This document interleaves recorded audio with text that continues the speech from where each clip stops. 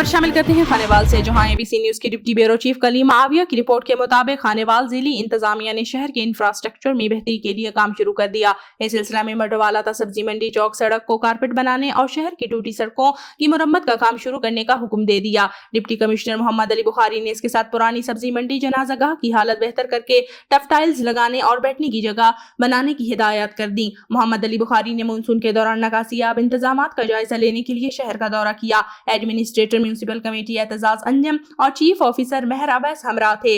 DC ने बारिशों से कबल सीवरेज नालों और लाइनों की डीसलिटिंग मुकम्मल करने के अहकामात भी दिए। डीसी खानेवाल चक शहाना कचहरी बाजार डीसलिंग का जायजा लेने भी खुद पहुंच गए। मोहम्मद अली बुखारी ने इस मौके पर कहा कि बारिशों से कबल अर्बन फील्डिंग से निपटने की तमाम तैयारियां मुकम्मल होनी चाहिए। खानेवाल सबका घर है, शहरियों के ताउन से इसे संवारेंगे।